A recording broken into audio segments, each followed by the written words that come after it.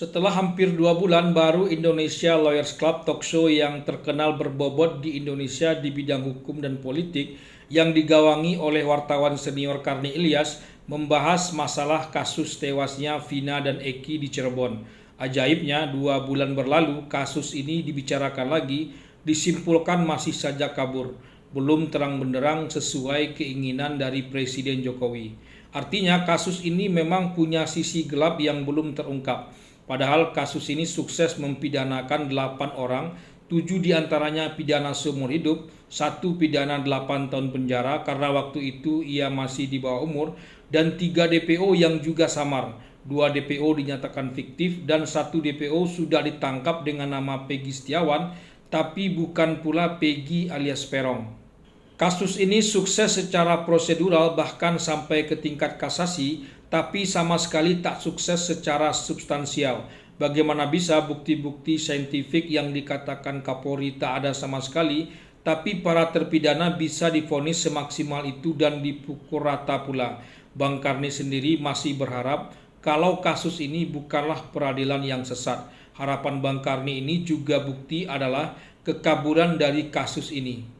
Kejaksaan Tinggi Jawa Barat kemarin mengembalikan berkas Peggy Setiawan yang pekan lalu diserahkan Polda Jawa Barat.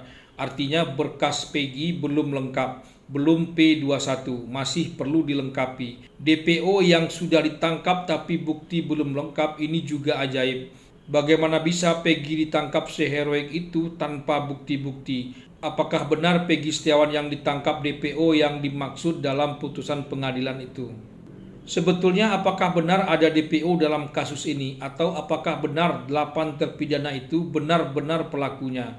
Pengacara Saka Tatal Ibu Titin Prialianti dalam acara LSI itu sampai bergetar dan tak kuasa menahan tangis hebat, menyatakan keyakinannya bahwa para terpidana ini bukanlah pelakunya. Kalau sekarang mereka mendekam dalam jurudi besi, itu semata-mata hanya karena nasib mereka saja. Itulah yang pernah ia sampaikan kepada Saka Tatal dengan tangis yang juga masih tertahan. Ibu Titin menangis, Ibtu Rudiana juga pernah menangis saat ini. Pastilah publik menilai tangis antara keduanya berbeda jauh. Satu tangisan yang selama 8 tahun terus berjuang tanpa henti, satu lagi tangisan yang masih sempat main bulu tangkis di tengah publik yang gaduh. Air mata yang keluar dari dalam hati, maka akan sampai ke dalam hati pula dari orang yang melihatnya. Begitu sebaliknya, dan itu tak bisa dibuat-buat. Itulah hebatnya acara ILC Bang Karni ini. Orang yang menonton sangat tahu mana yang asli dan mana yang palsu, mana yang pahlawan sebenarnya dan mana pula pahlawan yang kesiangan. Orang yang jago berbicara belum tentu terlihat hebat dan menguasai persoalan. Justru yang terlihat dari orang itu, ia sedang mempertontonkan ketidakhebatan atau ketidaktahuannya. Air dan busa itu tidaklah sama.